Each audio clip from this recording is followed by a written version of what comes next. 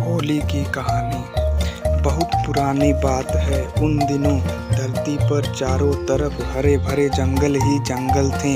उन्हीं जंगलों के बीच बीच में बाकी दूरी पर इक्का दुक्का गांव बसे हुए थे। तब न तो बड़े बड़े शहर थे न कस्बे, केवल छोटे छोटे गांव में लोग रहते थे। लोगों में आपस में बहुत ही मेल मिलाप रहता था। कोई भी त्योहार आता तो गांव भर के छोटे बड़े सब लोग मिलजुल कर अपना त्योहार धूमधाम से मनाते थे। होली का त्योहार नज़दीक आते ही जंगल होली के रंग में रंग जाता। लाल लाल देसू फूल उठाते थे, आम बौरों से लदर भदर हो उठते थे। सारी लता वलरियां फूलों से भर उठती थीं। इधर जंगल के सारे पेड़ पौधे होली के रंग में रंग जाते थे, तो उधर उन जंगलों के बीच में बसे गांवों में लोग भी होली के दिन रंग गुलाल से सरोवर हो उठते थे। जंगल के पेड़ पौधों और उन जंगलों को बीच बसे गांवों के लोग का होली खेलना देखकर एक बार सारे जंगल के पशु पक्षी भी आपस में सलाह करते कि हम लोग भी इस साल रंगों की होली खेलेंगे। सारे जंगल के पशु पक्षी यह प्रस्ताव लेकर जंगल के राजा शेर सिंह के पास पहुँचे।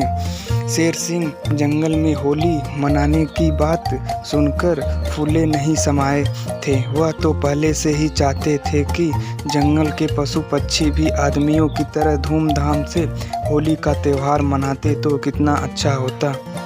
जंगल के पशु पक्षियों का प्रस्ताव सुनकर तो वे और भी मगन हो गए। जंगल के राजा शेर सिंह पक्षियों को इस साल धूमधाम से होली मनाने के लिए कहकर स्वयं भी होली मनाने की तैयारी करने लगे।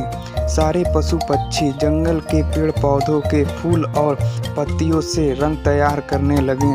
पशुओं में इस साल होड़ लग गई कि किस रंग का सबसे बढ़िया होता है। उधर पक्षीगण अलग अलग अपना अपना रंग तैयार करने में लग गए। धीरे धीरे करके होली का त्यौहार आ गया। भालू दादा अपनी होली लेकर नाचने लगे, गाते आ गए। बंदर दादा अपनी टोली लेकर उछलते कूदते आ गए। लोमड़ी, सियार, लकड़बग्घा, खरगोश आदि भी अपनी अपनी टोली लेकर सुबह से ही बीच जंगल में जुट गए। उधर बूढ़े बरगद पर सारे पक्षी रंग बिरंगी रंग लिए पंख फड़फड़ाकर नाचते गाते इकट्ठा हो गए। सारे पशु पक्षी अपनी अपनी धुन में नाच गा रहे थे कि इतने में जंगल के राजा शेर सिंह भी आ गए। पशु पक्षियों की मस्ती भरी होली से सारा जंगल गूंज उठा। शेर सिंह के आते ही रंगों की होली शुरू हो गई। किसी ने भी भालू दादा पर एक भरी बाल्टी काला रंग उड़ेल दिया। बंदर ने लंगूर के मुंह पर काला रंग लगा दिया। लंगूर ने देसी बंदर के मुंह पर लाल रंग पोत दिया।